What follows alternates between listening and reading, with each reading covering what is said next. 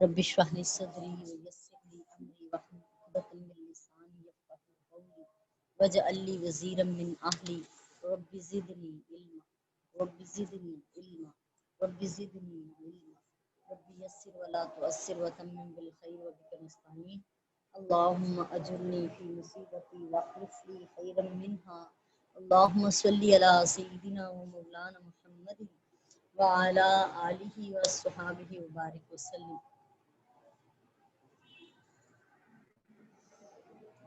اعوذ باللہ من الشیطان الرجیم، بسم اللہ الرحمن الرحیم۔ آج ہم نے آیت نمبر 177 پڑھنی ہے سورہ البقرہ کی۔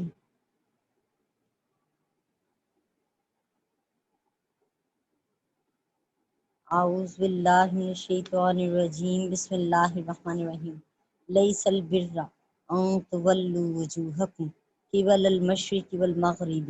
ولکن البر من آمن باللہ والیوم الآخر والملائکۃ والکتاب والنبیین وآتى المال علی حبہ ذوی القربى والیتامى والمساکین وابن السبیل والسائلین وفی الرقاب وأقام الصلاة وآتى الزكاة والموفون بعهدهم إذا عاهدوا والصابرين في البأساء والضراء وحين البأس أولئك الذين صدقوا وأولئك هم المتقون۔ لیس البر، نہیں ہے یہ نیکی، ان تولو، یہ کہ تم پھیرو، وجوہکم، اپنے چہروں کو، قبل المشرقی، مشرق کی طرف، والمغربی، اور مغرب کی طرف، ولیکن البر، لیکن اصل نیکی تو یہ ہے، من آمنا، جو ایمان لائے، باللہ، اللہ کی ذات پر، والیوم الآخری، اور قیامت کے دن پر، والملائکتی، اور فرشتوں پر، والکتابی، اور کتابوں پر، والنبیین، اور نبیوں پر، وآت المال علی حبہ، اور اللہ تعالیٰ کی محبت میں اپنے مال کو خرچ کرے، ذوی القربى، رشتہ داروں پر، والیتامى، یتیموں پر، والمساکین، مسکینوں پر، وابن السبیل، اور مسافروں پر، والسائلین، اور مانگنے والوں پر، وفی الرقاب، اور گردنوں کو آزاد کرنے کے لیے، وأقام الصلاۃ، اور وہ نماز قائم کرے، وآت الزکاۃ، اور زکوٰۃ ادا کرے، والموفون، اور پورا کرے، بعہدہم، اپنے وعدے کو، اذا عاہدوا، جب وعدہ کرے، والصابرین، اور صبر کرنے والے ہیں وہ، فی البأساء، تکلیف میں، سختی میں، جنگ میں، پریشانی میں، والضراء، اور تکلیف میں، یعنی پریشانی اور تکلیف میں صبر کرنے والے ہیں، وحین البأس، اور جنگ کی حالت میں صبر کرنے والے ہیں، اولئک، یہی وہ لوگ ہیں، الذین، جنہوں نے صدقوا، سچ کر دکھایا، اپنے دعوی ایمان کو سچ کر دکھایا، واولئک هم المتقون، اور یہی وہ لوگ ہیں جو پرہیزگار ہیں۔ ماشاءاللہ آج کی آیہ کریمہ بہت جامع ہے، تھوڑی بڑی بھی ہے، لیکن ایک مومن کی جو ہے صفات ساری اس میں بیان کر دی گئی ہیں کہ ایمان کیا ہے، اصل نیکی کیا ہے۔ اصل نیکی کیا ہے، یعنی کہ صرف سجدے کرنا اور صرف نمازیں پڑھ لینا یہ کافی نہیں ہے۔ اس کا شان نزول سن لیجئے۔ امام ابو جعفر محمد بن جریر طبری بیان کرتے ہیں کہ حضرت ابن عباس رضی اللہ تعالیٰ عنہ نے بیان کیا کہ یہ آیت مدینے میں نازل ہوئی، یعنی صرف یہ نیکی نہیں کہ تم نماز پڑھ لو اور اس کے سوا کوئی اور نیکی نہ کرو۔ قتادہ بیان کرتے ہیں کہ یہود مغرب کی طرف نماز پڑھتے تھے، منہ کر کے نماز پڑھتے تھے، اور نصارہ مشرق کی طرف منہ کر کے نماز پڑھتے تھے، تو یہ آیت نازل ہوئی کہ صرف مشرق یا مغرب کی طرف منہ کر لینا کوئی نیکی نہیں ہے۔ اب مزید آگے جو اس کے حوالے سے بیان ہوا، وَلَٰكِنَّ الْبِرَّ مَنْ آمَنَ بِاللَّهِ وَالْيَوْمِ الْآخِرِ وَالْمَلَائِكَةِ وَالْكِتَابِ وَالنَّبِيِّينَ، اور لیکن اصل نیکی یہ ہے جو اللہ پر ایمان لائے، اللہ پر ایمان لانے کا معنی اللہ تعالیٰ کی وحدانیت، یکتا ہونے کا اقرار کرے، ایک ہونے کا اقرار کرے، لا شریک ہونے کا اقرار کرے، اس کو ہر عیب اور نقص سے پاک جانے، اللہ تعالیٰ کی صفات کو، تمام صفات کو قدیم مانے کہ ہمیشہ سے ہیں وہ صفات اور ہمیشہ رہیں گی، اور اس کی ذات اور صفات میں کسی کو شریک نہ کرے، اس کے سوا کسی کو نہ واجب اور نہ ہی قدیم مانے، اور نہ اس کے سوا کسی کو عبادت کا مستحق جانے، اور اس کے تمام رسولوں کی تصدیق کرے، اور حضرت سیدنا محمد صلی اللہ تعالی علیہ وآلہ وسلم کو آخری نبی اور آپ سرکار دو عالم علیہ السلام کی شریعت کو آخری شریعت مانے۔ والیوم الآخر سے مراد یہ ہے یوم آخرت پر ایمان لائے۔ یوم آخرت سے مراد قیامت کے دن پر، مرنے کے بعد دوبارہ اٹھنے پر، عذاب قبر پر، قیامت کے بعد جزا اور سزا پر، حساب اور کتاب ہونے پر، اور پل صراط سے گزرنے پر، اور میزان کے قائم ہونے پر، اور انبیاء اور رسل، انبیاء اکرام اور رسول اعظام علیہم السلام کی شفاعت کی تصدیق کرے۔ آگے ہے جی والملائکتی،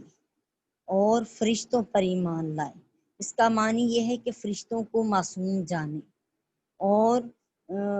یہ کہ وہ اللہ کے حکم سے اللہ کی ڈیوٹی کرتے ہیں، اللہ کے بھیجے ہوئے ہیں۔ رسول بھی ان کو کہا جاتا ہے، اسی لیے رسول کا معنی بھیجے جانا ہے،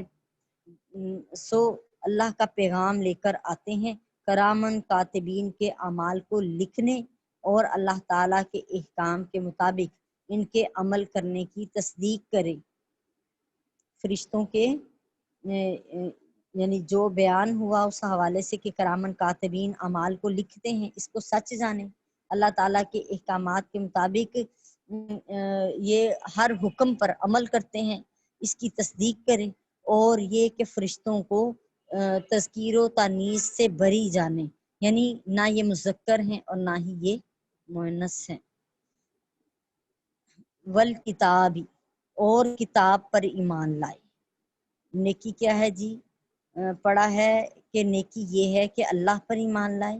آخرت پر ایمان لائے، فرشتوں پر ایمان لائے۔ اب ہم پہنچے ہیں کتاب پر ایمان لائے، کتابوں پر ایمان لائے کہ جو بھی کتابیں اتری ہیں وہ سب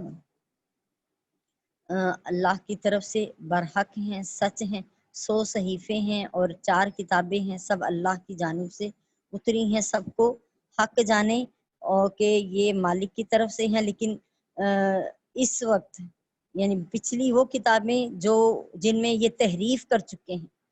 ان کے بارے میں نہیں، بلکہ اب جو قابل عمل ہے، جو اب قیامت تک کے لیے احکام شریعت ہے، وہ دستور حیات ہے، وہ قرآن مجید ہے، اس پر ایمان لائے، اس کا اقرار کرے۔ قرآن مجید اللہ کا کلام ہے، اور جس کو حضرت جبریل امی علیہ السلام نے نبی کریم علیہ السلام کے قلب اطہر پر نازل کیا، یہ وہ آخری کتاب ہے، یہ آخری کتاب ہے، اس میں کوئی کمی بیشی نہیں ہو سکتی، اور نہ کوئی اس کی کسی ایک صورت کی بھی مثل کوئی لا سکتا ہے۔ والنبیین، تمام نبیوں پر ایمان لائے، یعنی یہ مانے کہ تمام انبیاء اور رسل برحق ہیں اور سب پر ایمان لانا ضروری ہے۔ یہ جائز نہیں ہے کہ بعض نبیوں پر ایمان لایا جائے اور بعض کا کفر کیا جائے، چونکہ ایمان کامل میں اعمال بھی داخل ہیں، اس لیے ایمان کے بعد اعمال کا تذکرہ شروع ہوا ہے۔ یہ ایک پورشن ایمان کا تھا جو بیان کر دیا، جس میں اللہ پر ایمان لانا، آخرت پر ایمان لانا، فرشتوں پر ایمان لانا، کتابوں پر اور نبیوں پر ایمان لانا، یہ سب اس میں درج ہے۔ اور آگے اب معاملات شروع ہو رہے ہیں، یعنی وَآتَ الْمَالَ عَلَىٰ حُبِّهِ، اور اپنے مال کو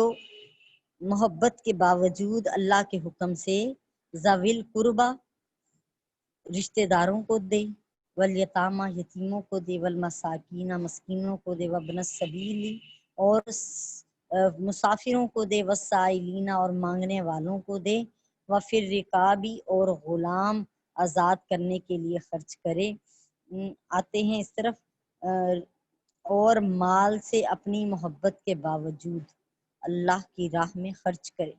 اس کا معنی یہ ہے کہ انسان تندرست ہے، اس کو پیسوں کی ضرورت ہے تاکہ وہ اپنے مستقبل کے لمبے لمبے منصوبوں کو پورا کر سکے، اسے فقر کا خدشہ بھی ہے، پھر بھی وہ اللہ کی راہ میں رشتہ داروں، یتیموں، مسکینوں، مسافروں اور سائلین یعنی مانگنے والوں پر خرچ کریں۔ امام ترمذی روایت کرتے ہیں، حضرت فاطمہ بن قیس رضی اللہ تعالی عنہا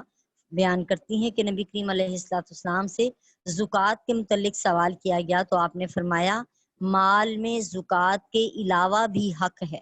پھر آپ نے اس آیت کو تلاوت کیا، یعنی زکوٰۃ تو واجب آ گئی لیکن یہ واجبات سے الگ ہے، یعنی الگ پیسے نکالے، صدقہ خیرات کرے، جس کے پاس تھوڑا ہے وہ تھوڑا کر لے، جس کے پاس زیادہ ہے وہ زیادہ کر لے۔ یہاں تک تھا نبی پاک علیہ السلام کے زمانے میں صحابہ اکرام کا ایسا عمل تھا کہ ایک صحابی جو کہ اپنے پاس کوئی مال نہیں رکھتے تھے، کچھ بھی نہیں تھا ان کے گھر میں استعمال کے لیے کسی طرح کا معاملہ، آپ گئے اور جا کر آپ نے کسی یہودی کا پانی جو ہے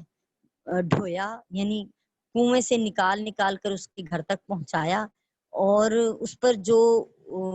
ان کو اجر ملا، جو اجرت ملی، وہ اجرت ایک سا تقریباً 2.25 کلو 2.5 کلو کھجوریں تھیں، وہ ملی، اور آپ نے آ کر وہ کھجوریں نبی پاک علیہ السلام کی بارگاہ میں پیش کر دی کہ یا رسول اللہ صلی اللہ علیہ وسلم، میں رات میں یہ میں نے مزدوری کی ہے اللہ کی راہ میں خرچ کرنے کے لیے۔ ہاں، آج ہم میں سے کون ایسا جو ہمارے پاس ہے اس پہ بھی ہم کہتے ہیں اگر ہمیں اللہ زیادہ دے گا تو پھر اللہ کی راہ میں نکالیں گے، لیکن جو اللہ نے دیا ہوا ہے وہ بہت کچھ ہے کہ نبی پاک علیہ السلام کے زمانے میں کئی دن کے فاقے تھے، جب اسلام کو بھی مضبوطی نہیں تھی اور مشکلات کا سامنا تھا، لیکن کھجور سے روٹی کھا لیتے تھے، سرکے سے روٹی کھا لیتے تھے۔ آج صبح دوپہر شام میں طرح طرح کے کھانے ہیں لیکن منہ پہ شکر نہیں ہے۔ ایسے بھی ہیں جو محنت مزدوری کر کے کس کے لیے کر رہے ہیں؟ محنت مزدوری اللہ کی راہ میں خرچ کرنے کے لیے۔ تو اللہ پاک ہمیں سمجھنے کی توفیق عطا فرمائے، یہ وہی مال ہے جو ہمیں آخرت میں بچا لے گا اور آخرت میں ہمارے لیے فائدہ مند ثابت ہوگا۔ حضرت ام کلثوم بنت عقبہ رضی اللہ تعالی عنہا بیان کرتی ہیں کہ نبی کریم علیہ السلام نے فرمایا سب سے افضل صدقہ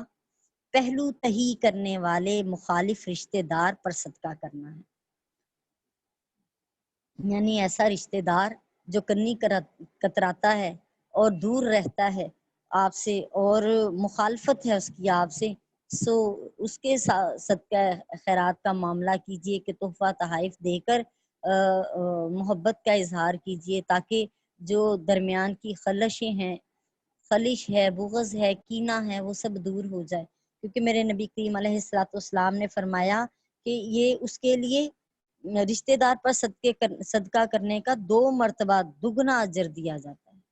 یعنی دگنا ایک اجر صدقہ ہے اور ایک اجر جو ہے وہ صلہ رحمی ہے کہ آپ نے اپنے بہن بھائی کے ساتھ، رشتہ دار کے ساتھ جو ہے قطع تعلق ہی نہیں کی بلکہ اس تعلق کو جوڑ لیا آپس میں۔ زکوٰۃ، عشر، صدقہ فطر، صدقات جو قربانی، یہ سب صدقات واجبہ ہیں، باقی صدقات نفل اور مستحب ہیں۔ جو صدقات واجبہ ہیں وہ ماں باپ، اولاد اور شوہر یا بیوی کے علاوہ ان رشتہ داروں کو دیے جا سکتے ہیں جو غیر سادات ہوں، یعنی جو سید زادے نہ ہوں، یعنی سید زادوں کو صدقہ خیرات نہیں دیا جا سکتا، اور جو غیر سادات ہوں اور جو فقراء ہوں، یعنی ان کے ضروریات زندگی ان کے پاس پوری نہیں ہے، فقر ہے ان کے پاس، غریبی ہے گھر میں، اور صدقات نفلیہ دینے کے لیے کوئی شرط نہیں ہے، وہ ہر رشتہ دار کو دی جا سکتی ہے۔ جو واجب ہیں وہ ان کے حوالے سے، یعنی زکوٰۃ کے حوالے سے جیسے کہا جاتا ہے کہ ماں باپ کو، اسی طرح پیچھے سے نانی نانے کو، دادی دادے کو، ان کو جو جن سے نسل چلی ہو ان کو نہیں دیا جا سکتا، اسی طرح آگے اپنی اولاد کو زکوٰۃ نہیں دے سکتے، لیکن اپنے بہن بھائیوں کو دی جا سکتی ہے، بلکہ سب سے پہلے انہی کا حق ہے کہ اگر ہمارے بہن بھائیوں میں سے کوئی مستحق ہے تو ضرور اس پر خرچ کرے۔ یتامہ، یتیم، یتیم کی جمع ہے یتامہ، اور یتیم اس نابالغ شخص کو کہتے ہیں، ایسے نابالغ شخص کو کہتے ہیں جس کا باپ فوت ہو چکا ہو، یعنی رزق روٹی کا وسیلہ نہ ہو اور وہ بچہ بھی خود نابالغ ہو، اور اس پر وہ یتیم کے کیٹیگری میں آئے گا، اس پر خرچ کرنا ہے۔ مساکین میں یہ مسکین کی جمع ہے مساکین، اور مسکین اس شخص کو کہتے ہیں جس کے پاس اب گزارا کرنے کے لیے بھی چیز نہ ہو، یعنی جو بنیادی حقوق ہے، رہنے کے لیے جگہ کا ہونا اور پہننے کے لیے کپڑے کا ہونا، کھانے کے لیے 2-3 وقت کا کھانے کی روٹی کا ہونا، اور تو جن کے پاس یہ بنیادی حقوق نہیں ہیں، بنیادی وسائل نہیں ہیں، سو ان کو مسکین میں شامل کیا جائے گا۔ امام مسلم روایت کرتے ہیں کہ حضرت ابو ہریرہ رضی اللہ تعالی عنہ نے بیان کیا کہ رسول اللہ صلی اللہ علیہ وآلہ وسلم نے فرمایا، وہ شخص مسکین نہیں ہے جو لوگوں کے گرد چکر کاٹتا ہے اور ایک لقمہ، 2 لقمے یا ایک کھجور یا 2 کھجور لے کر چلا جاتا ہے۔ صحابہ نے پوچھا، یا رسول اللہ صلی اللہ علیہ وآلہ وسلم، پھر مسکین کون ہے؟ آپ نے فرمایا، جس کے پاس گزارے کے لیے کوئی چیز نہ ہو اور نہ اس کے ظاہر حال سے اس کی مسکینی کا پتہ چلے تاکہ اس پر صدقہ کیا جائے، یعنی وہ اپنے حال احوال کو دوسروں سے چھپاتا ہے،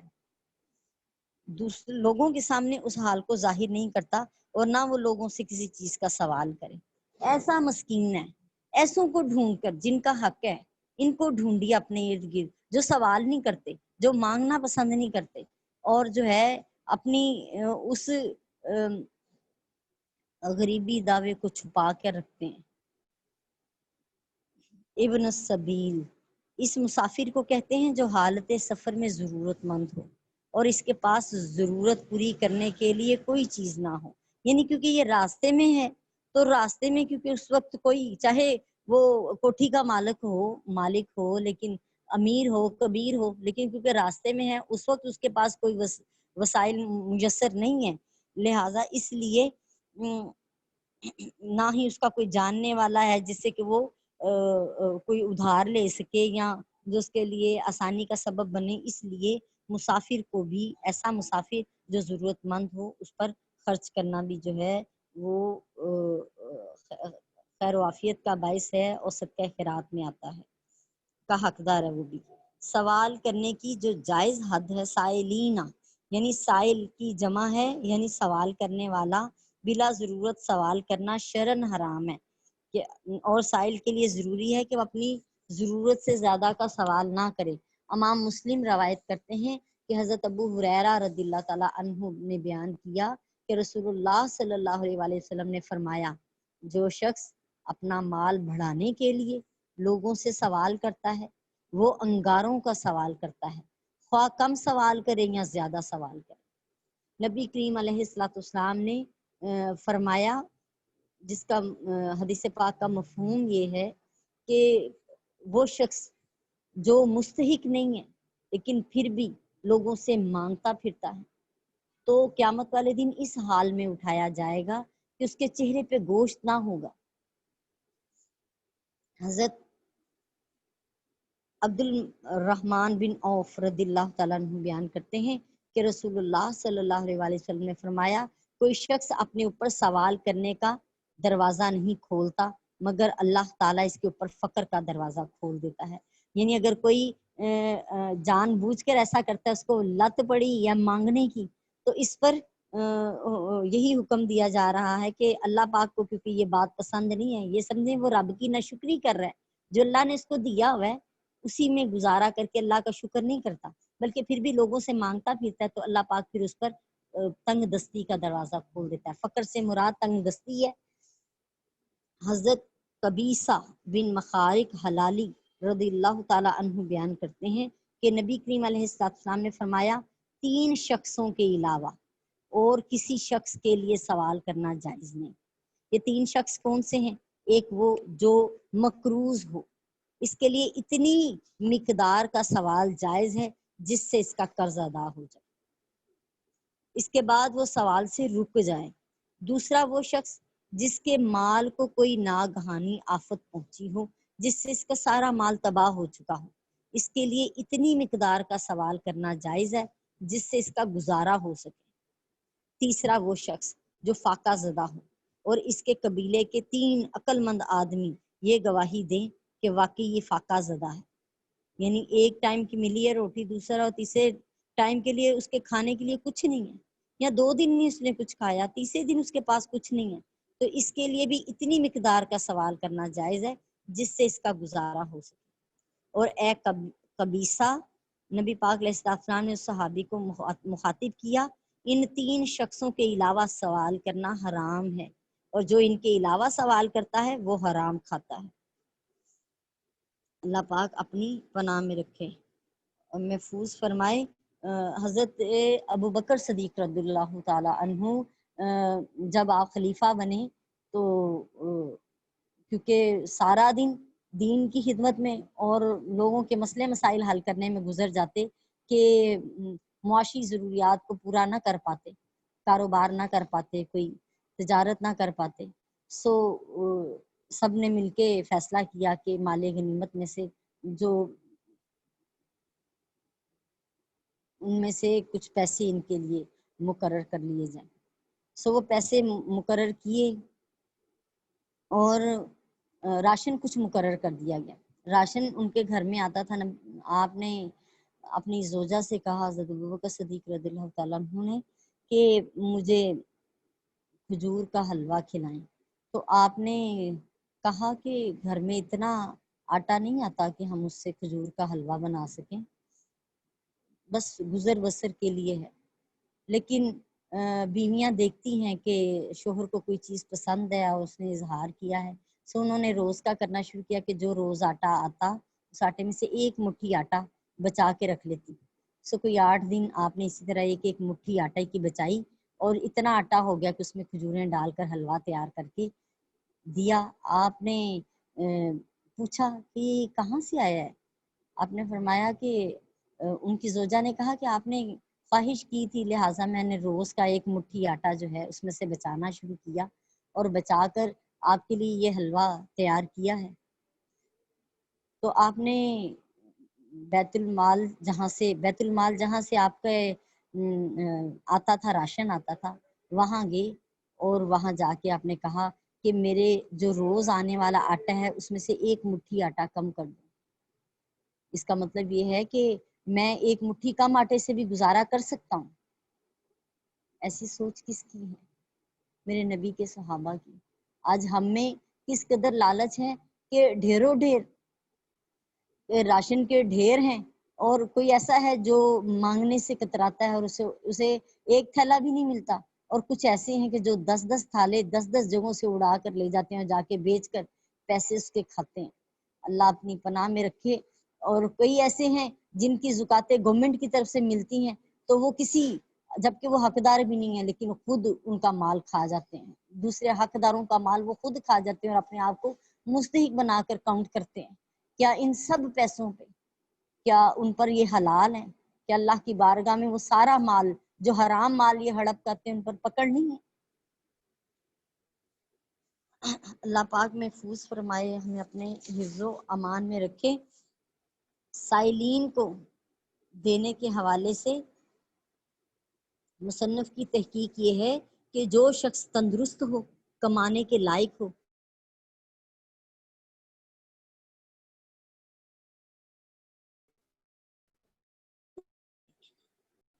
تو اس کو خیرات بالکل نہ دی جائے، سوال سے پہلے نہ سوال کرنے کے بعد، تاکہ اس کی حوصلہ شکنی ہو اور وہ جائز طریقے سے کسب معاش کرے۔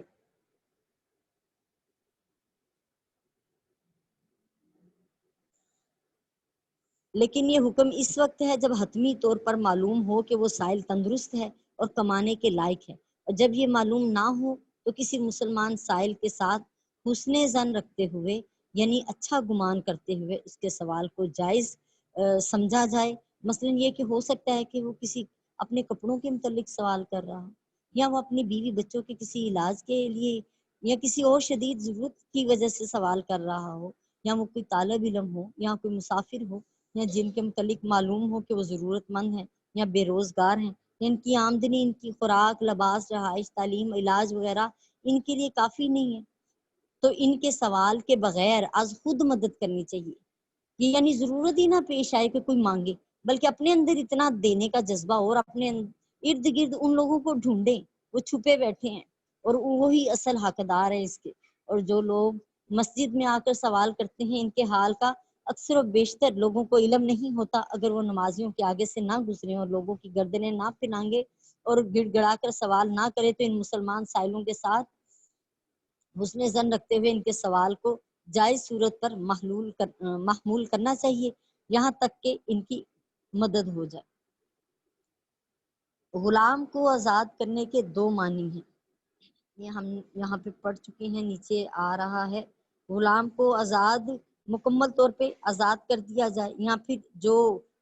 لکھت پڑھت میں غلام بنے ہوتے ہیں ان کی جو ہے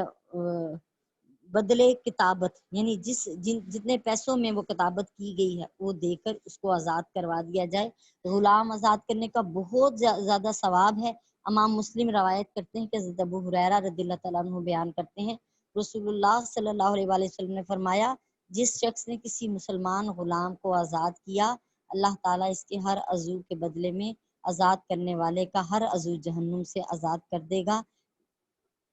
اور نماز قائم کرے، وَأَقَامَ الصَّلَاةَ، اور نماز قائم کرے، یعنی کعبے کی طرف منہ کر کے تمام شرائط کے ساتھ نماز پڑھے۔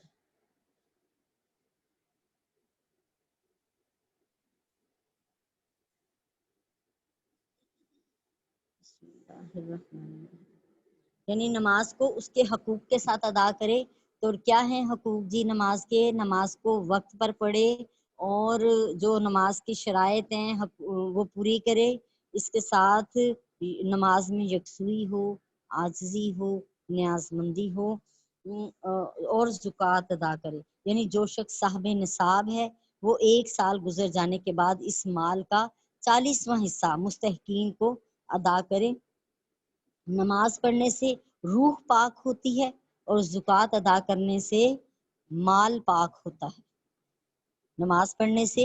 روح پاک ہوتی ہے، روح کی اندر جو غلاظتیں ہیں، جو نفس کی غلاظتیں ہیں وہ دور ہوتی ہیں۔ زکوٰۃ ادا کرنے سے مال پاک ہوتا ہے، اس لیے قرآن مجید میں دونوں کا ایک ساتھ تذکرہ کیا گیا ہے۔ اور اپنے وعدے کو پورا کرے، یعنی جب بندہ اللہ سے کسی عبادت کی نظر مانے تو اس نظر کو پورا کرے، بندہ لوگوں کے ساتھ جو عہد کرے اس کو پورا کرے۔ ان دونوں عہدوں کو پورا کرنا واجب ہے۔ عہد کو پورا کرنا ایمان صحیح کی علامت ہے، اور عہد پورا نہ کرنا نفاق کی علامت ہے۔ یعنی مومن کی نشانیوں میں سے ہے مسلمان کی کہ جب وہ کسی سے وعدہ کرتا ہے، چاہے وہ غیر مسلم کیوں نہ ہو، اس کے ساتھ اپنا وعدہ پورا کرتا ہے۔ لیکن اگر کسی سے گناہ کا وعدہ کر لے تو اس کو توڑنا واجب ہے۔ اور تکلیف اور سختی میں صبر کرنے والے ہیں۔ یہ آیت تمام انبیاء علیہ السلام کے ساتھ مخصوص ہے، کیونکہ ان کے سوا کوئی بھی پوری طرح اس آیت پر عمل نہیں کر سکتا۔ یہ آیت تمام لوگوں کے حق میں عام ہے، کیونکہ اس آیت میں اللہ تعالیٰ نے عمومی خطاب کیا ہے کہ جب کسی پر ناگہانی مصیبت سے آدمی کسی تنگ دستی میں مبتلا ہو جائے، مرض ایسا ہو جائے، مرض میں گرفتار ہو جائے، اپنے بچوں کی موت سے غم میں مبتلا ہو جائے، یا مارکہ جہاد میں شدت میں مبتلا ہو جائے، تو ان حالات میں صبر کرنا نصف ایمان ہے، کیونکہ صبر کرنا اس امر پر دلالت کرتا ہے، یعنی اس چیز کی دلیل ہے کہ یہ شخص اللہ کی طرف سے جو اس کی قضاء و قدر پر اللہ نے لکھی ہے، اس کی قسمت میں لکھا ہے جو ہونا، وہ اس پر راضی ہے، اور اللہ تعالیٰ سے اجر و ثواب کی وہ امید رکھتا ہے۔ فرمایا گیا یہی سچے لوگ ہیں، یہی متقی ہیں، یعنی جو لوگ نیکی کی ان تمام اقسام کے ساتھ متصف ہیں، یہی اپنے ایمان میں سچے ہیں، اور یہی لوگ حقیقتاً متقی ہیں، کیونکہ یہ لوگ گناہوں سے بچنے کی وجہ سے اللہ کے غضب اور عذاب سے محفوظ ہو گئے ہیں، اور آخرت میں اللہ تعالیٰ کی رضا اور اس کے اجر و ثواب کے ساتھ کامیاب ہو گئے ہیں۔ اور حق یہ ہے کہ جس نے اس ایک آیت پر عمل کر لیا، اس کا ایمان کامل ہو گیا۔ سبحان اللہ و بحمدہ سبحان اللہ العظیم. سو اگر کسی نے ایمان کامل ایمان کی تلاش ہے تو اپنے اندر ان صفات کو ڈھونڈے، ان صفات کو اپنے اندر پیدا کر لیں، بساط بھر کوشش کریں تو اللہ تعالیٰ کوشش کرنے والے کو اپنی بارگاہ میں قبول کرتا ہے. اللہ تعالیٰ ہماری اصلاح فرمائے، ہمارے اندر جو کمی کجیاں ہیں اللہ پاک دور فرما دے، ہمیں نیکی کی ہدایت عطا فرمائے اور ہم سب سے پہلے عمل کرنے والے بن جائیں کہ ہم حقوق اللہ بھی ادا کریں اور حقوق العباد میں بھی سب سے اچھے ہو جائیں.